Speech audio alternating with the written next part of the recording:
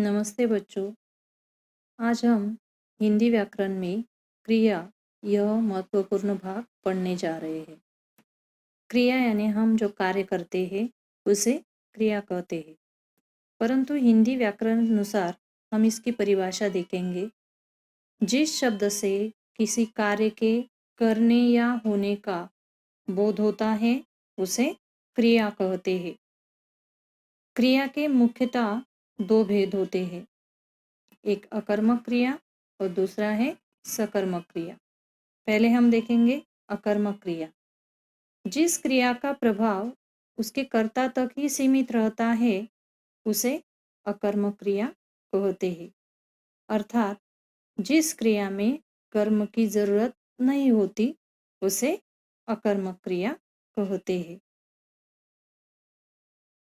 कर्ता और क्रिया, इससे ही जो वाक्य पूरा अर्थ प्रकट करता है उसे अकर्मक क्रिया कहते हैं। नीरज सो रहा है। अब इसमें नीरज करता है और वो सोने की क्रिया कर रहा है। तो नीरज सोने की क्रिया जो कर रहा है वहाँ कर्ता और क्रिया से वाक्य अपना पूरा अर्थ प्रकट कर रहा है, वहाँ पर कर्म की जरूरत नहीं है, तो इसे कहेंगे अकर्मक क्रिया। अब अकर्मक क्रिया का जो वाक्य है उसको पहचानने के लिए कुछ आसान तरीका है। अगर हम ये बात याद रखें या ध्यान में रखें कि कुछ क्रियाएं जो होती हैं वो सदैव अकर्मक ही रहती है, तो हमें अकर्मक क्रिया पहचानने में आसानी हो सकती है। जैसे उठना, बैठना, सोना, रोना, हंसना, जीना, मरना, कूदना, चढ़ना, डरना, जागना, ये आदि क्रियाएं जो होती है ये सदैव अकर्मक ही रहती है। मतलब अकर्मक क्रिया पहचानने में हमें आसानी होगी। दूसरा प्रकार जो है वह है सकर्मक क्रिया। जिस क्रिया का प्रभाव उसके कर्म पर पड़ता है उसे सकर्मक क्रिया कहते हैं। अब जो क्रिया हो रही है उसका प्रभाव जो है, उस क्रिया का प्रभाव कर्म पर अगर पड़ रहा है तो हमें समझने में आसानी होगी, समझ में आ जाएगा कि ये सकर्मक क्रिया है। उदाहरण देखेंगे, हर्षित दूध पी रहा है। सकर्मक क्रिया की पहचान के लिए एक आसान तरीका है, और क्रिया के साथ अगर हम क्या, किसे, किसको आदि प्रश्न अगर करें तो हमें उत्तर मिलता है, उसे सकर्मक क्रिया कहते हैं। जैसे हर्षित दूध पी रहा है, इस वाक्य में हर्षित यह जो है ये इस वाक्य का कर्ता है, और वो पी रहा है मतलब पीने की क्रिया जो है वो कर रहा है। तो क्रिया के साथ अगर हम प्रश्न करें कि हर्षित क्या पी रहा है, तो दूध पी रहा है, यहाँ पर हमें जवाब मिल गया। तो इस तरह से क्या, किसे, किसको यह क्रिया के साथ अगर हम ये प्रश्न करें तो हमें जवाब मिल जाता है, तो वो है सकर्मक क्रिया। इसके अलावा क्रिया के 3 अन्य भेद और होते हैं। उसमें पहला है संयुक्त क्रिया। वाक्य में एक से अधिक क्रियाओं के होने पर संयुक्त क्रिया होती है। जैसे जो कर्ता, कर्म और क्रिया होते हैं, तो क्रिया में एक से अधिक क्रियाएं होती है तो संयुक्त क्रिया उसे कहते हैं। उदाहरण हम देखेंगे, नीतू खाना बना रही है। इस वाक्य में नीतू ये जो है इस वाक्य का कर्ता हुआ, खाना यह कर्म है, और बना रही है ये जो है ये यहाँ पर क्रिया है। इस वाक्य में बना रही है यह शब्द जो है ये क्रिया के शब्द है जो एक से अधिक है, इसलिए यह संयुक्त क्रिया है। अब दूसरा प्रकार इसका और एक है सहायक क्रिया। सहायक क्रिया हिंदी व्याकरण में बहुत महत्वपूर्ण होती है। सहायक क्रिया यानी क्या? तो सहायक क्रियाएं कुछ विशेष भाव या अर्थ प्रकट करने के लिए मुख्य क्रियाओं की सहायता करती है, वह सहायक क्रिया कहलाती है। जैसे हमारे जवान दुश्मन की सेना पर टूट पड़े। अब यहाँ पर हमारे जवान दुश्मन की सेना पर टूट पड़े, यहाँ टूटना यह मुख्य क्रिया इस वाक्य में आई है और टूटना यह मुख्य क्रिया यहाँ है, फिर भी वो अपना पूरा अर्थ या भाव प्रकट नहीं करती, तो उसे सहायक क्रिया यानी पड़े इसकी ज़रूरत है, तो तब जाकर मुख्य क्रिया अपना पूरा भाव या अर्थ प्रकट कर रही है। तो हमारे जवान दुश्मन की सेना पर टूट पड़े, तब जाकर ये वाक्य अपना पूरा भाव प्रकट करता है, तो इसे कहते हैं सहायक क्रिया। सहायक क्रिया के बिना मुख्य क्रिया अपना अर्थ या भाव प्रकट नहीं कर सकती। तीसरा अन्य प्रकार जो है वह है प्रेरणार्थक क्रिया। प्रेरणार्थक क्रिया में ही, इस शब्द में ही किसी दूसरे को कार्य करने की प्रेरणा दी गई हो। तो प्रेरणार्थक क्रिया किसे कहते हैं?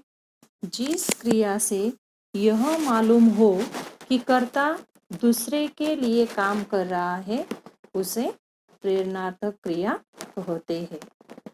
उदाहरण हम इसके देखेंगे। पहला उदाहरण है राम ने पाठ पढ़ा। दूसरा है पिताजी राम से पाठ पढ़ाते हैं। और तीसरा है पिताजी शिक्षक द्वारा राम से पाठ पढ़वाते हैं। अब इन तीनों वाक्यों में जो हम देखेंगे कि पढ़ना यह जो क्रिया है इसके दो दो रूप है। जैसे मूल क्रिया जो है वो है पढ़ना और उसी से पढ़ाना और पढ़वाना ये रूप बने हैं। अब प्रेरणार्थक क्रिया जो है इसको पहचानना अगर है तो कुछ आसान तरीके होते हैं। अगर हम वो समझ में आ जाए तो इस तरह से प्रेरणार्थक क्रिया समझने में आसानी होगी। कुछ नियम उसके अगर हम ध्यान में रखें तो हमें समझने में आसानी होगी। पहला नियम हम इसका देखेंगे। अगर मूल धातु के अंत में जो क्रिया है उसके मूल धातु के अंत में आ जोड़ने से प्रथम प्रेरणार्थक और वा जोड़ने से द्वितीय प्रेरणार्थक रूप बनता है। उदाहरण उसका हम देखेंगे समझने के लिए कि किस तरह से मूल धातु जो है चलना। अब चल यह मूल धातु है, उसे अगर हम ल के अंत में आ जोड़ेंगे तो चलाना, चलाना यह प्रथम प्रेरणार्थक रूप हुआ। और इस मूल धातु के अंत में अगर हमने वा लगाया तो चलवाना, इस तरह से प्रथम और द्वितीय प्रेरणार्थक रूप बनते हैं। दूसरा नियम है दो अक्षरों की धातु में ए अथवा ओ को छोड़कर आदि का अन्य दीर्घ स्वर ह्रस्व हो जाता है। उदाहरण मूल धातु अगर लेटना है तो उसका प्रथम प्रेरणार्थक जो है वो ह्रस्व होगा यानी लिटाना, और द्वितीय प्रेरणार्थक लिटवाना। मतलब ये अथवा ओ, जैसे दूसरा उदाहरण देखेंगे बोलना, इसमें ओ का उच्चारण हो रहा है तो प्रथम और द्वितीय प्रेरणार्थक में ये भी ह्रस्व हो जाएगा, जैसे बुलाना बुलवाना। तीसरा उदाहरण है इसका भीगना। यहाँ पर दीर्घ विलांटी है भीगना में, तो इसका भी ह्रस्व होगा प्रथम और द्वितीय प्रेरणार्थक करते समय, भिगाना भिगवाना। तीसरा नियम है एक अक्षर वाली धातु के अंत में ला और लवा लगाने से एवं दीर्घ स्वर को ह्रस्व कर देने से प्रथम प्रेरणार्थक और द्वितीय प्रेरणार्थक रूप बनते हैं। जैसे मूल धातु अगर है खाना तो प्रथम प्रेरणार्थक में उसे रस्व होगा। खिलाना, खाना के अंत में हमने ला अगर लगाया तो खिलाना और खिलवाना। पीना अगर है तो पी के अंत में ला अगर लगाया और पीना यह जो है ये दीर्घ है, वो रस्व होगा। पिलाना, पिलवाना। चौथा और आखिरी नियम है इसका, कुछ धातुओं के प्रथम प्रेरणार्थक रूप ला अथवा आ लगाने से बनते हैं, परंतु द्वितीय प्रेरणार्थक में वा लगाया जाता है। जैसे दिखना, इसका प्रथम प्रेरणार्थक रूप दिखाना भी आएगा और दिखलाना भी आ सकता है, परंतु द्वितीय प्रेरणार्थक रूप में वा आएगा, इसलिए दिखवाना।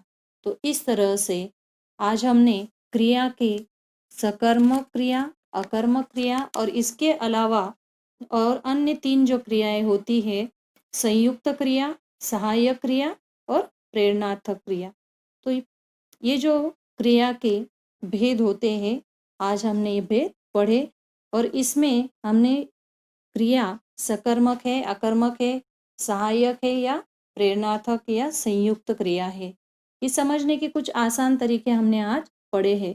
तो आशा है आप लोगों को ये पाठ जो है क्रिया का हिंदी व्याकरण में बहुत अच्छे से समझ में आया होगा। धन्यवाद। थैंक यू दोस्तों। अगर आपने अभी तक हमारे चैनल को सब्सक्राइब नहीं किया है तो प्लीज़ सब्सक्राइब करें और बेल आइकन दबाना ना भूलें।